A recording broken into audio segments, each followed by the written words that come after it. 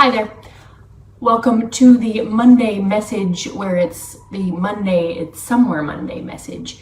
Today I just wanted to take a quick look at life, giving a different background today. These are stairs. Life is an interesting thing, isn't it?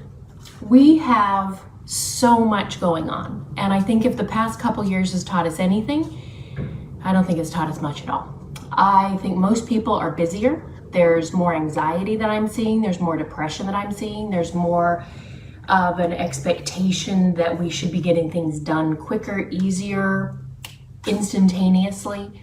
I think we have more on our to-do list. The lines of boundaries have been blurred between home and work for so many people. And my message today, I'm not really sure of the topic yet, so I'll add the topic to the video afterwards. But my Monday message today is going to come back to that aspect of self-care and self-love. And I'm learning the lesson too. This past weekend, Saturday, my friends and I had tickets for a gala, and it was a charity event. And it was absolutely wonderful, at least from the photos that I saw. Saturday afternoon, I canceled. And I canceled because my intuitive self needed more time.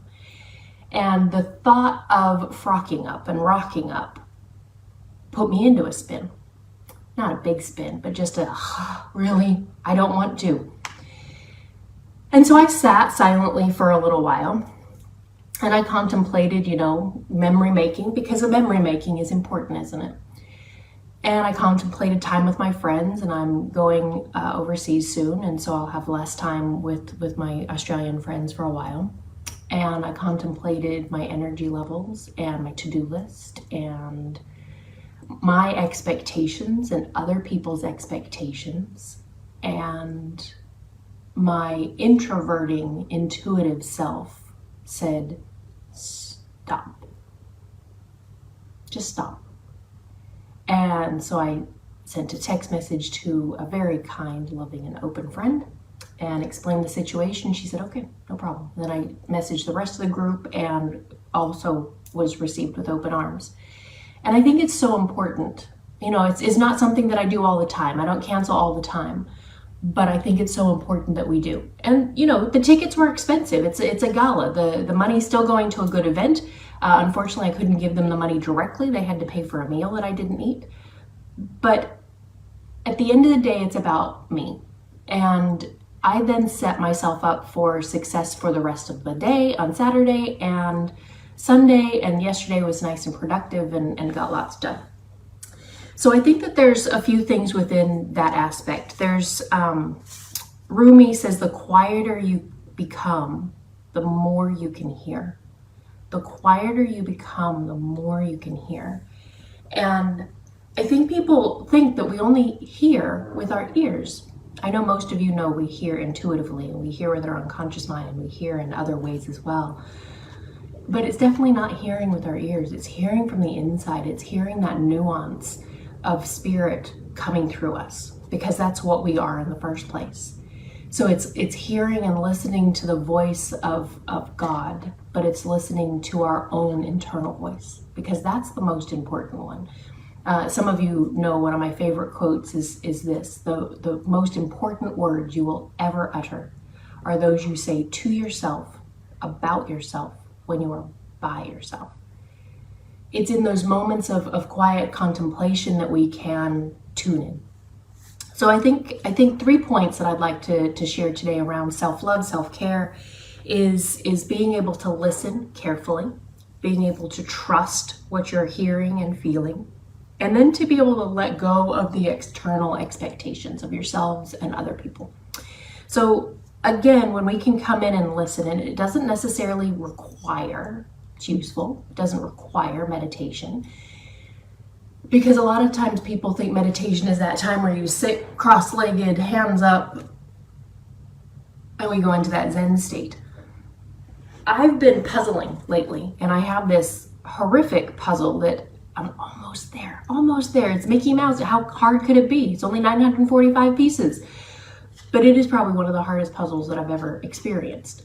But what I'm really appreciating it about it is not the puzzle.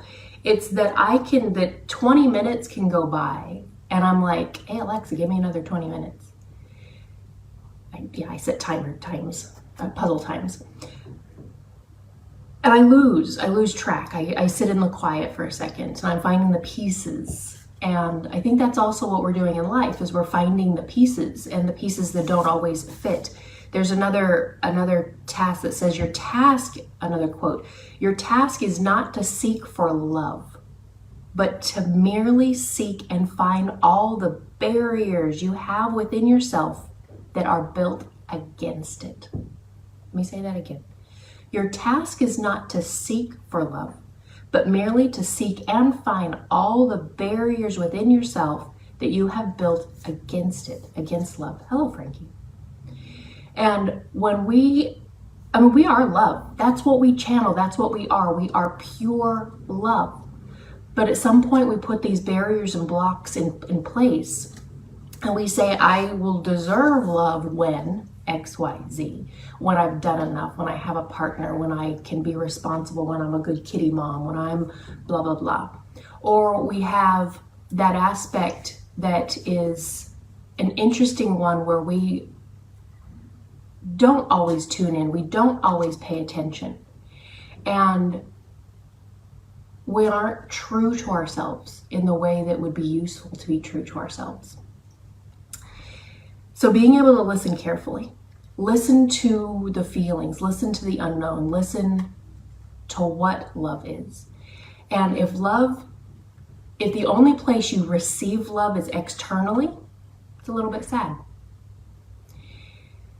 Because love should be a fountain from within. After all, that's what we're built from and made of, the good stuff. And when we seek just the external validation, or we seek to control others to get their love, this isn't useful either. But once we listen carefully and figure out what is it that we need, what is it that are those barriers to success or happiness or flow or life, listen, trust it. Trust what it is that you're seeing and hearing and thinking and feeling. That gala on the weekend, I listened, I trusted, and I knew that the moment I made my decision, there was just this lightness that happened. And some people have to trust that the decisions they make, those things that they hear and connect with in the quiet times, they have to trust that that's the right one. Sometimes it hurts other people. Sometimes our decisions aren't always appreciated or well regarded. But at the end of the day, the only thing that you have is you. And of course, we want other people in the world with us, by all means. But sometimes we just have to trust. We have to trust that we're doing the right thing, that we are looking after ourselves, that self-love and self-care is the most important. Back to that old adage of put your own mask on first and then help others. But if our mask is not on and is not firmly on, then we're not good. Two half people, speaking about relationships for a moment, two half people that are seeking validation of someone else does not make a whole person. It makes two half people. But two whole people, when you can find, when you can trust, when you can listen, and you can be whole. That's our aim here, is let's be whole. Let's connect back in with wholeness and congruence and alignment and spirit.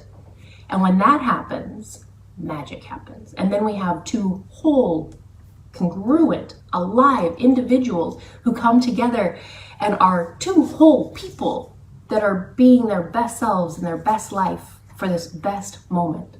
So listen, trust what it is that you're hearing and feeling and follow it.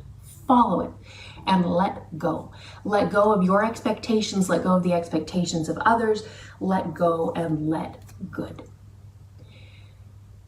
What other people say doesn't necessarily matter. As long as you are a good person, you're a kind human being, you're not hurting or manipulating or making things go your way. And most of us out there are really good people.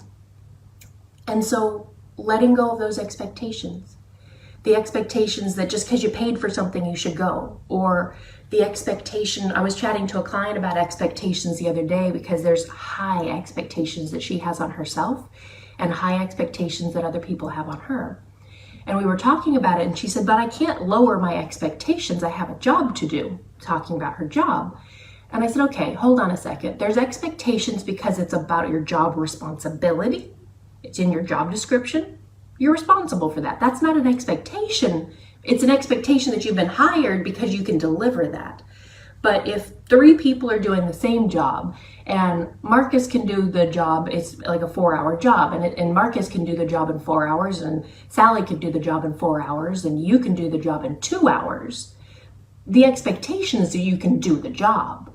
But I think sometimes we build the expectation that I'll do it better, I can do it more, I can get that A, I can be even more.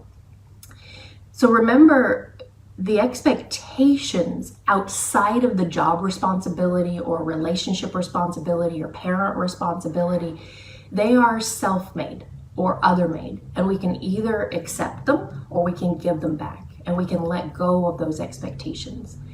I think that's an important lesson, to be able to let go of the expectations of ourselves and others when they're outside of the scope, and latch on, connect on with what is really important to us. And what's really important to us is you being you. So again, I'm on that bandwagon of self-love and self-care. You know, in the good book, it says, love your neighbor as you love yourself.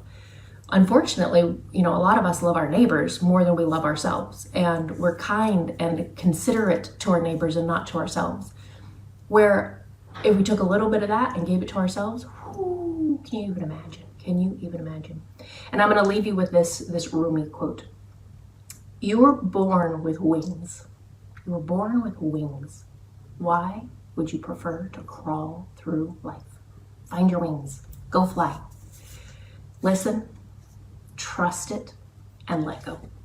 Have a beautiful rest of your day.